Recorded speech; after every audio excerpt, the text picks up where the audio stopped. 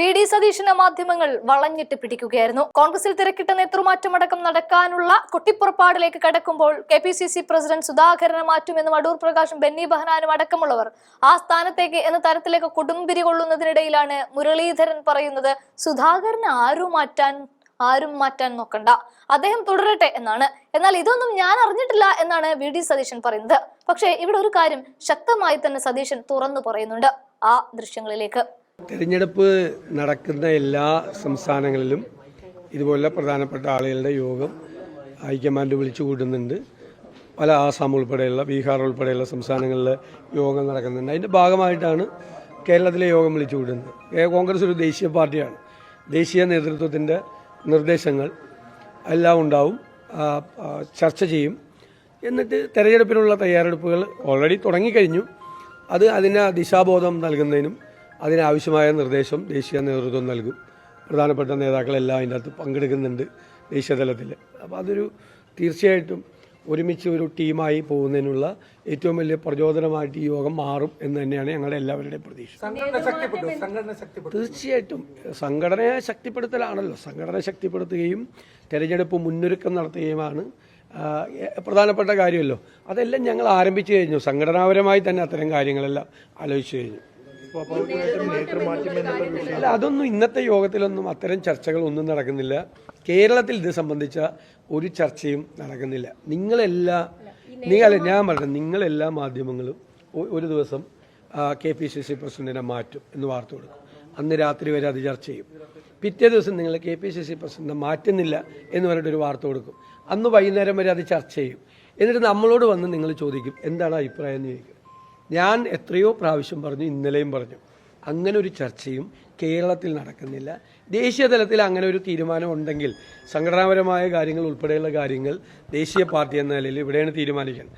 അവിടെ പ്രധാനപ്പെട്ട ആളുകളോട് സംസാരിച്ച് ഉചിതമായ സമയത്ത് അവർ ഉചിതമായ തീരുമാനമെടുക്കും. ഇപ്പോൾ പുനഃസംഘടനയെ സംബന്ധിച്ചിട്ടുള്ള പല നിർദ്ദേശങ്ങളുണ്ടല്ലോ, അതിൻ്റെ ഭാഗമായിട്ട് എടുക്കും. ഇപ്പോൾ ഇത് ഈ കെ.പി.സി.സി പ്രസിഡന്റിനെ മാറ്റുന്ന ചർച്ചയ്ക്കൊന്നുമല്ല. ഇത്രയും ആളുകളെ ഡൽഹിയിലേക്ക് വിളിച്ചിട്ടാണ് ചർച്ച ചെയ്യുന്നത്. അപ്പോൾ നിങ്ങൾ കൊടുക്കുമ്പോൾ നിങ്ങൾക്കൂടി ഒരു വിശ്വാസ്യതയുടെ ഒരു പ്രശ്നമില്ലേ ഇതിൻ്റെ അകത്ത്? ഇത്രയും ആളുകളെ വിളിച്ചിട്ടാണോ നിങ്ങൾ ഈ നേതൃമാറ്റം എന്ന് പറയുന്നത്? ഡൽഹി അല്ലല്ല, ഞാൻ ചോദിക്കണേ, ഞാൻ തീർക്കട്ടെ. എന്നിട്ട് നിങ്ങൾ ഊഹാപോഹങ്ങളുടെ അടിസ്ഥാനത്തിൽ ഓരോ ദിവസവും നിങ്ങൾ വാർത്ത കൊടുക്കുകയാണ്. കോൺഗ്രസിനൊന്നും സംഭവിക്കില്ല ഇങ്ങനെ വാർത്ത കൊടുത്തുകൊണ്ട്. നിങ്ങളുടെ വിശ്വാസ്യത പോവും. ഊഹാപോഹം നിങ്ങൾ ഉണ്ടാക്കുന്നതാണ്.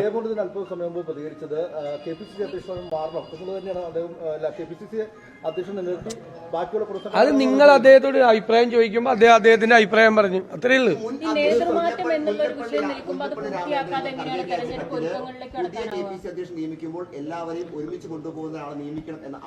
മുല്ലപ്പള്ളി രാമചന്ദ്രൻ കോൺഗ്രസ് പ്രസിഡന്റിന് അയച്ച കത്ത് ഞാൻ കണ്ടിട്ടില്ലല്ലോ. ഞാനെങ്ങനെ അതിനെക്കുറിച്ച് അഭിപ്രായം എനിക്കറിയാത്ത കാര്യം ഞാൻ എങ്ങനെയാണ് നിങ്ങളോട് പറയുന്നത്? ഞാൻ വെറുതെ ഒരു ഊഹത്തിൽ നിങ്ങൾ വാർത്ത കൊടുക്കുന്ന പോലെ ഞാൻ പറഞ്ഞാൽ മതി. ഈ കോൺഗ്രസിൽ സാധാരണ പ്രവർത്തകരുടെ അഭാവം കൊണ്ട് ബൂത്തിൽ പോലും ഇരിക്കാൻ ആവില്ല എന്നൊക്കെ ശശി തരൂർ അടക്കമുള്ള കഴിഞ്ഞ ദിവസം അഭിമുഖത്തിൽ പറഞ്ഞിരുന്നു. അങ്ങനെ ഒരു വിലയിരുത്തലുണ്ടോ? ഇപ്പൊ കേരളത്തിൽ ഇപ്പൊ 5 ബൈ ഇലക്ഷൻ നടന്നല്ലോ. 5 ബൈ ഇലക്ഷൻ നടന്നല്ലോ. എവിടെയെങ്കിലും ബൂത്തിലിരിക്കാൻ ആളില്ലാത്ത ഒരു ബൂത്ത് കേരളത്തിലുണ്ടായ. കേരളത്തിലെ കോൺഗ്രസ് സംഘടനാപരമായി വളരെ ശക്തമാണ്. ഒരു ബൂത്തിൽ പോലും ഇരിക്കാൻ ആളില്ലാത്ത ഒരു ബൂത്ത് പോലും കേരളത്തിൽ ഒരിടത്തും ഉണ്ടാവില്ല. ഈ 5 ഉപതെരഞ്ഞെടുപ്പിൽ 4 നമ്മൾ ജയിച്ചു വൻ ഭൂരിപക്ഷത്തിൽ. പ്രതിപക്ഷത്തിരുന്നുകൊണ്ട് നിങ്ങൾ ദേശീയ തലത്തിലെ മാധ്യമങ്ങളാണ് റിപ്പോർട്ട് ചെയ്യുന്നത്. ഇന്ത്യയിലെ ഏത് സംസ്ഥാനത്താണ് പ്രതിപക്ഷത്തിരുന്നുകൊണ്ട് പ്രതിപക്ഷ ഉപതെരഞ്ഞെടുപ്പ് ജയിക്കുന്നത്? തമിഴ്നാട്ടിൽ, കർണാടകത്തിൽ, യു.പിയിൽ എവിടെയെങ്കിലും ജയിക്കുന്നുണ്ടോ? ബംഗാളിൽ എവിടെയെങ്കിലും? കേരളത്തിൽ മാത്രമാണ്.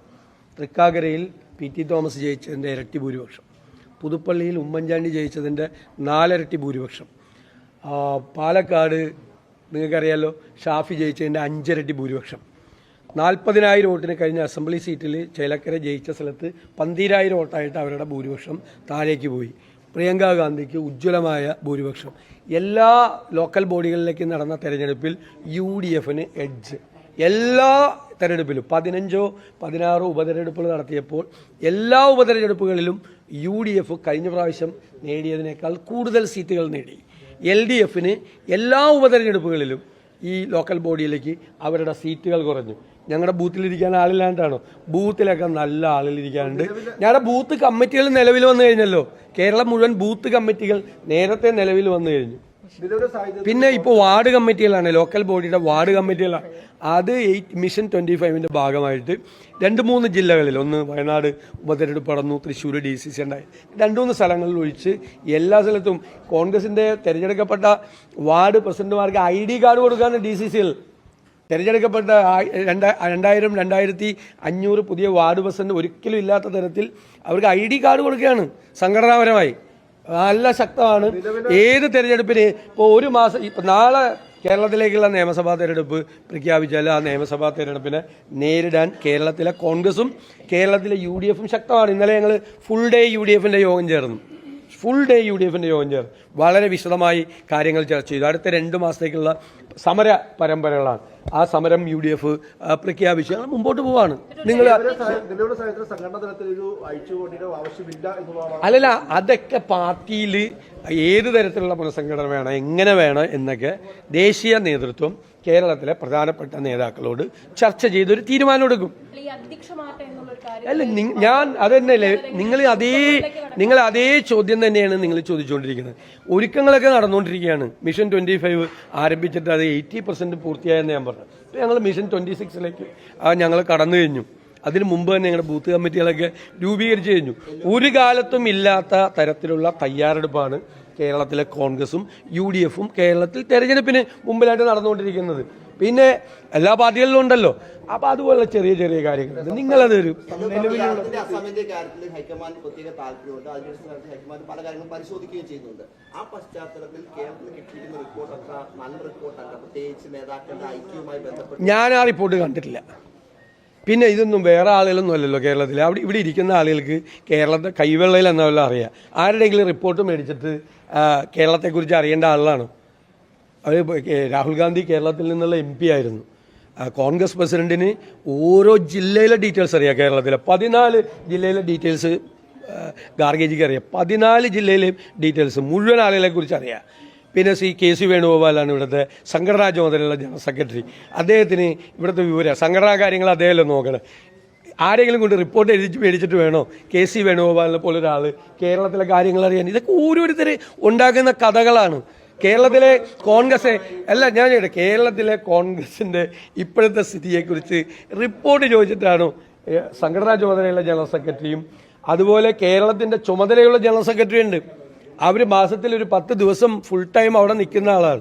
എല്ലാവരെയും പേരെടുത്ത് വിളിക്കാൻ DCC പ്രസിഡന്റുമാരെ, KPCC ഭാരവാഹികളെ, ബ്ലോക്ക് പ്രസിഡന്റുമാരെ വരെ പേരെടുത്ത് വിളിക്കാൻ പറ്റിയ ഒരു ജനറൽ സെക്രട്ടറി ഇൻചാർജാണ് കേരളത്തിലുള്ളത്. ഇവർക്കൊക്കെ ആരെങ്കിലും റിപ്പോർട്ട് വേണം.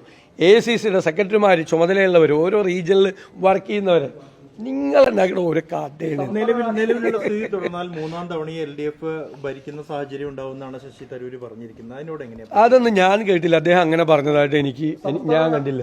അദ്ദേഹം ഇപ്പം നിങ്ങളൊരു വാർത്ത കൊടുത്തു, അതായത് എനിക്ക് വേറെ ഓപ്ഷൻ ഉണ്ട് എന്ന് പറഞ്ഞു. അപ്പം നിങ്ങളെല്ലാവരും പറഞ്ഞു അദ്ദേഹം BJP പോകും, CPM പോകും പറഞ്ഞു കൊടുത്തു. അപ്പോൾ അദ്ദേഹം ഇന്നലെ ക്ലാരിഫൈ ചെയ്തിട്ടുണ്ടല്ലോ. അടുത്തൊരു സെൻറ്റൻസ് ഉണ്ട്, ഞാൻ അതേ എഴുത്തുകാരൻ കൂടിയാണ്, എനിക്ക് പുസ്തകത്തിൻ്റെയും വായനയുടെയും മറ്റേ പ്രഭാഷണങ്ങളുടെയും ഒരു ലോകം കൂടിയുണ്ട്, ഞാൻ അതിൽ കൂടുതൽ കോൺസെൻട്രേറ്റ് ചെയ്യുന്ന പറഞ്ഞു. നിങ്ങൾ ആ വാചകം വിട്ട് കളഞ്ഞിട്ട് എല്ലാവരും അല്ല എന്നിട്ട് അദ്ദേഹത്തെക്കുറിച്ച് അങ്ങനെ പറഞ്ഞു. അതിനൊക്കെ ഞാൻ മറുപടി അല്ല, ഞാൻ എന്തിനാ നിങ്ങൾ അങ്ങനത്തെ ചോദ്യങ്ങൾ എന്നോട് ചോദിക്കണം? നിങ്ങൾക്ക് അങ്ങനെ എന്തെങ്കിലും ഒരു സാധനത്തെ എൻ്റെ കയ്യിൽ നിന്ന് കിട്ടിയിട്ട് ഉടനെ തന്നെ നിങ്ങളിപ്പോൾ ബ്രേക്കിംഗ് ന്യൂസ് സതീശൻ സുധാകരനെതിരെ എന്ത്